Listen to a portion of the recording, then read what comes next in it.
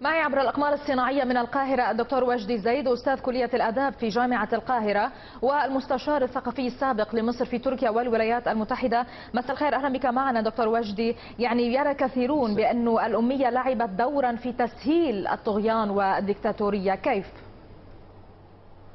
والله طبعا انت تعرفون وهذا بديهي ان احنا نقول انه حكم الجاهل، أن تحكم الجاهل سهل جدا بالنسبة للحكام المستبدين، ولكن عندما يكون المحكوم شخص يعرف ليس فقط القراءة والكتابة ولكنه عنده عقل نقدي ومتعلم ويتابع ويقارن ويحلل، فبطبيعي انه يبقى من الصعب حكمه ومن الصعب الضحك عليه، بل ومن الصعب استمرار المستبد في موقعه.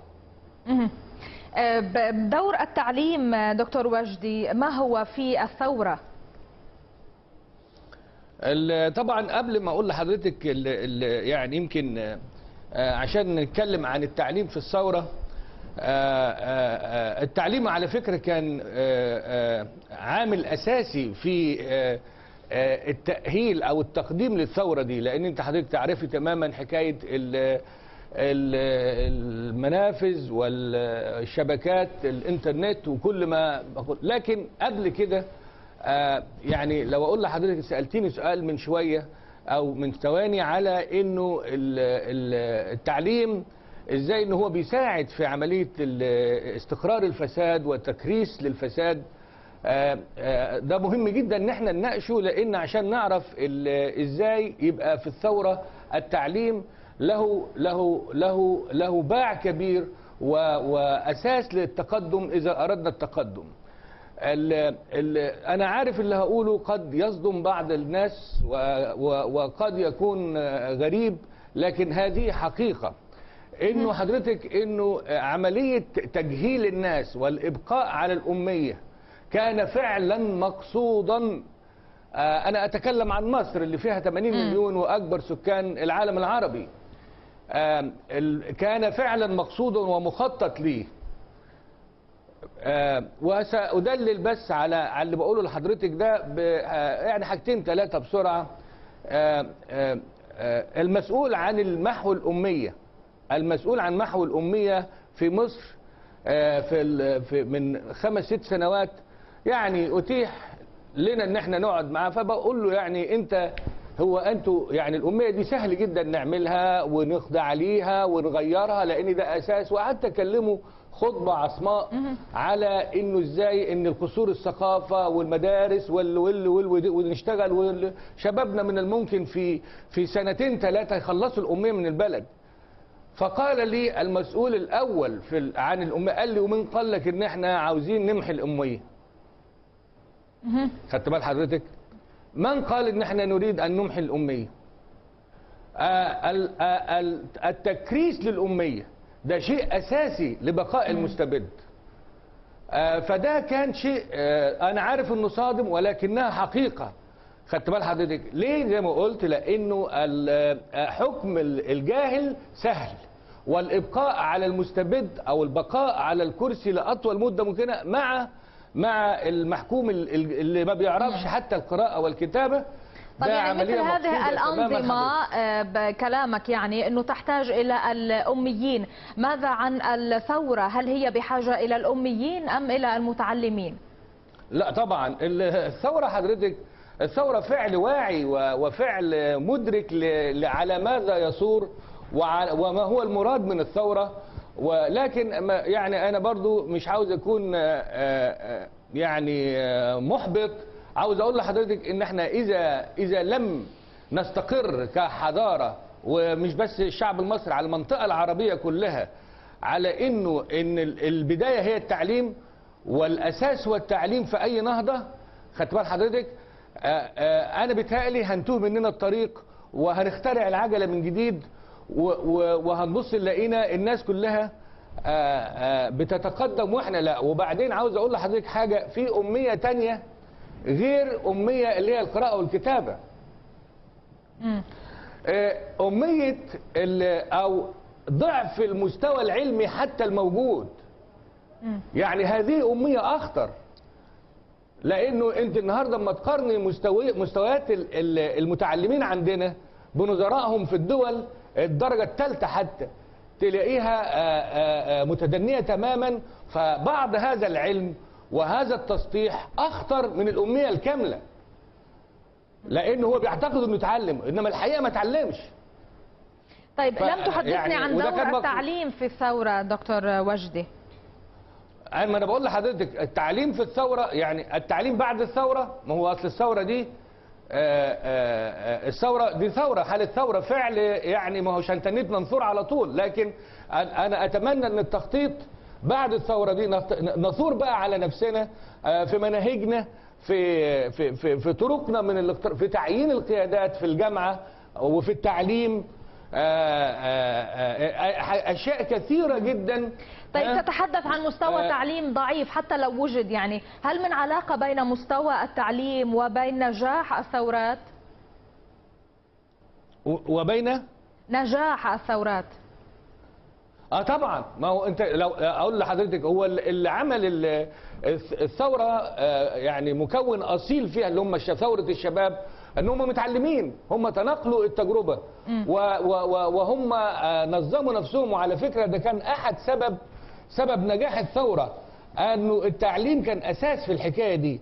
ومن جهل حتى الحاكمين اللي هم استقروا على انه تجهيل الناس شيء اساسي ومبرر لبقائهم وضمان لبقائهم، ما عرفوش اللي بيعملوه الشباب ده. وهذه نعمه من الله، ان هذا الجيل الجاهل الذي يحكم ما عرفش ان الشباب ده بيشتغل ازاي وايه حكايه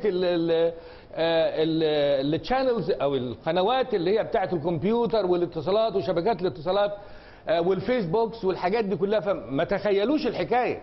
ولذلك تفكر لما سالوا الرئيس والناس بيسال عمر سليمان، فقالوا لا ده شويه شباب بيلعبوا في الكمبيوتر وبتاع وعاملين لنا مشاكل، يعني يتلموا، يعني ما عرفوش حتى.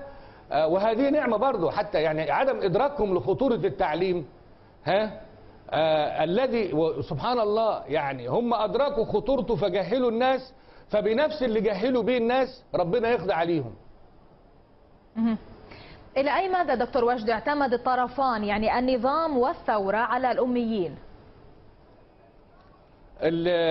أنا أظن حضرتك إنه الثورة طبعا أنا لسه ما فيش بثواني قلت لك حكاية إنه استخدموا الفيسبوكس والاتصالات والحاجات دي. لكن الحكام حقيقة استخدموا زي ما قلت بالظبط حتة تجهيل الناس وضعف المستوى.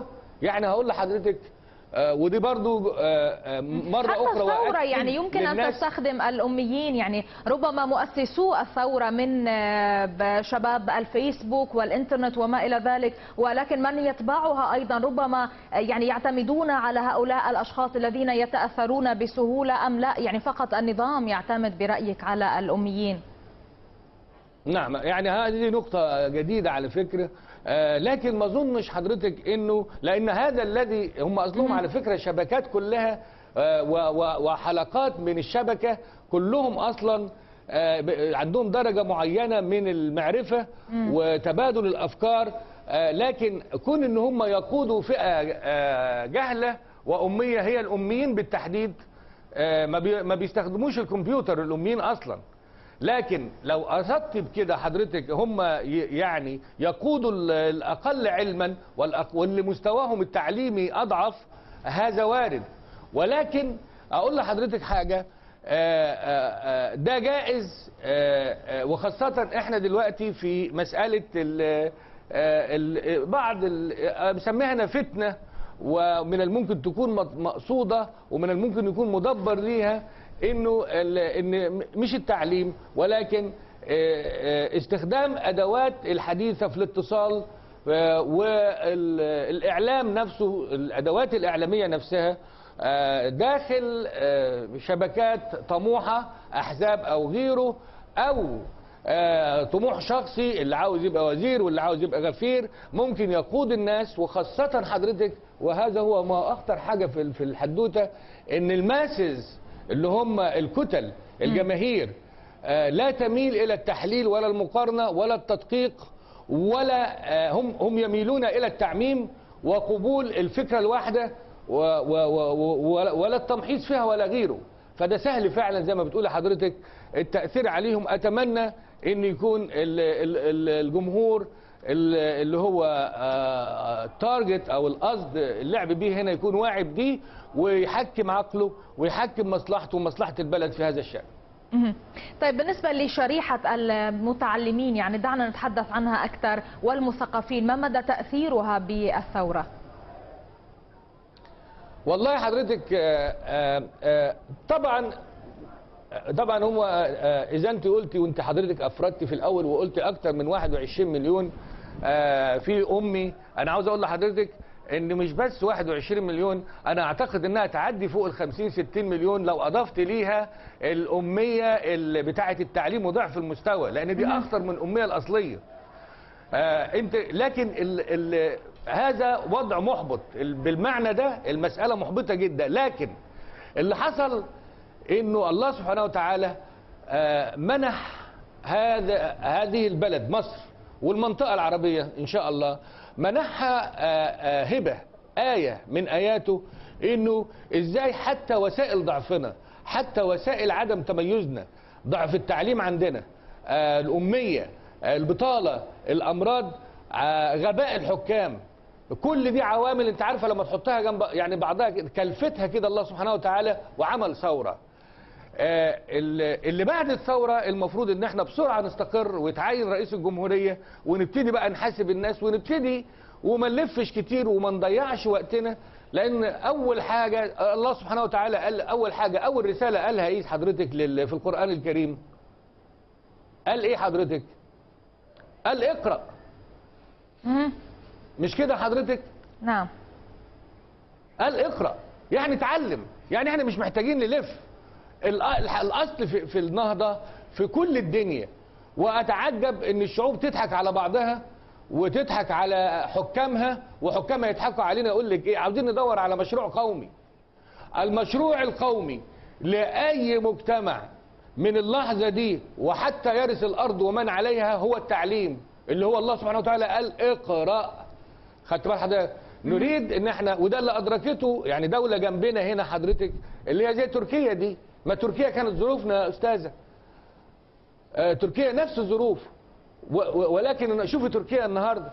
وانا كان ليا حوار قبل الثوره مباشره ب 30 اظن كان 4 اغسطس اللي هي قبل الثوره بشهرين، قلت ان تركيا سبقتنا ب 30 عاما بسبب التعليم، سبقتنا في النهضه بسبب التعليم. فيعني ايه، وخدت بايه بقى حضرتك؟ خدت بنهضه علميه وتعليميه وجامعيه واكاديميه وبحثيه. على فكره في فروق هائله بين الاربع كلمات اللي انا بقولها دول. التعليميه هنبتدي بقى حكايه المحو الاميه والناس تتعلم حاجات دي. التعليم خش بقى المدارس الابتدائي والاعدادي والثانوي، الحاجات اللي هو قبل الجامعه. وبعدين الجامعه حضرتك شوفي التجربه التركيه وجمالها. اما تلاقي مثلا هم كان عندهم 107 زينا بالظبط، كانوا سكان مصر سنة 1982 نفس السكان. لما تولى مبارك الحكم كان 1980 سنته، كان عندنا نفس عدد الجامعات. هم 23 جامعة، هم 23 جامعة. النهارده عندهم كام جامعة واحنا عندنا كام جامعة؟ على فكرة احنا نفس السكان، بل احنا اكتر. هم عندهم يا استاذتي 137 جامعة واحنا عندنا 37 جامعة، فرق 100 خد بال حضرتك. ويخططون وسألوا كويشنير يعني استجواب لكل الناس. نعم. هناك انتوا عاوزين يعني نعمل كام جامعة قبل 2020؟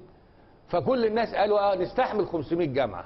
خدت بال حضرتك؟ سنتحدث جامعة. أكثر عن كل دولة على حدة باهتمامها بموضوع محو الأمية وموضوع التعليم. نعم. ولكن بالنسبة للثورة، يعني عندما نتحدث عن الثورة، إلى أي مدى تختلف المطالب باختلاف الفئات؟ يعني نتحدث هنا عن المتعلمين وغير المتعلمين.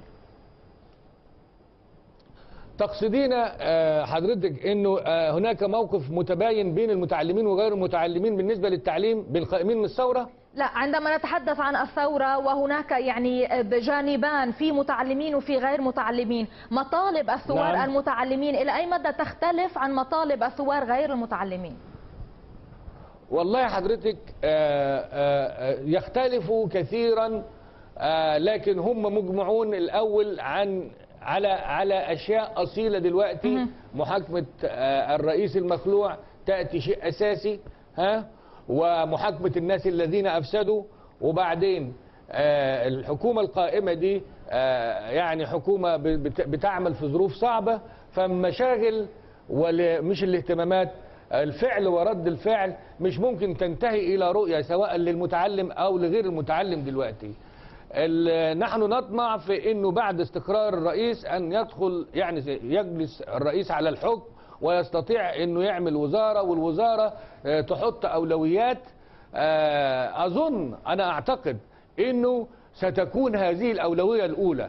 هناك إدراك كبير جدا وعام، أكاد أقول لك، بين المتعلمين وغير المتعلمين أن حال استقرار البلد سيكون التعليم ومحو الأمية والتعليم العادي والتعليم اللي هو قبل الجامعي والتعليم الجامعي ثم الأبحاث، اللي هو البحث العلمي، هيكونوا رقم واحد إن شاء الله. سنتابع الحوار معك دكتور وجدي، ولكن سنتوقف مع فاصل قصير.